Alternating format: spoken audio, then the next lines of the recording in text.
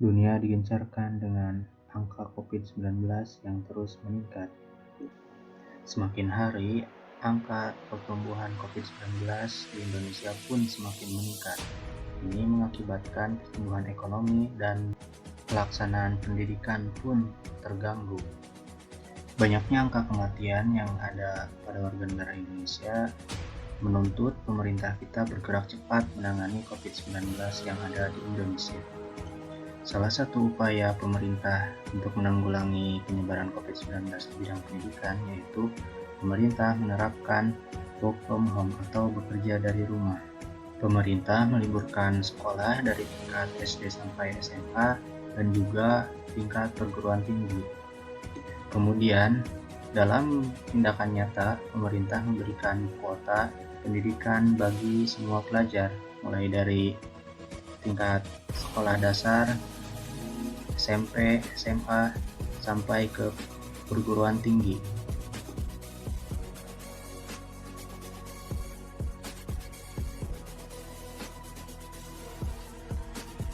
Bagi sebagian orang, belajar dari rumah dengan waktu yang cukup lama hanya akan menimbulkan stres. Namun, pada hakikatnya, belajar dari rumah ini memberikan banyak manfaat. Yang pertama, meningkatkan perilaku disiplin bagi anak. Seperti halnya sekolah, belajar daring di rumah memberi kesempatan anak untuk menjaga perilaku baik lewat interaksi sosial dengan guru dan teman. Sistem belajar daring ini juga dapat menjaga sikap tanggung jawab anak saat diminta mengerjakan tugas yang diberikan guru. Nantinya, ini bisa membuat anak terhindar dari sifat malas dan acuh tak acuh selama masa pandemi ini terjadi. Manfaat selanjutnya yaitu proses belajar lebih efisien.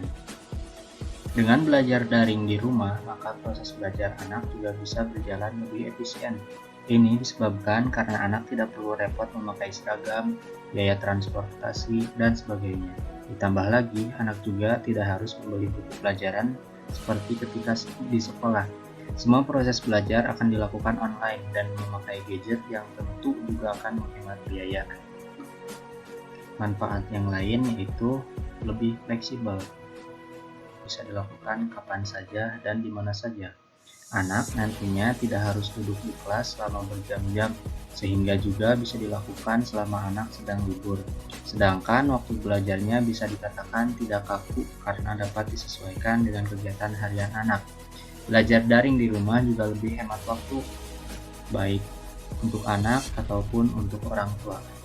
Kemudian untuk belajar di rumah, manfaatnya masih banyak lagi. Silakan teman-teman cari apa saja manfaat belajar di rumah. Silakan share video ini jika video ini bermanfaat dan jangan lupa berikan kritik dan saran di kolom komentar. Saya tutup undur diri. Assalamualaikum warahmatullahi wabarakatuh.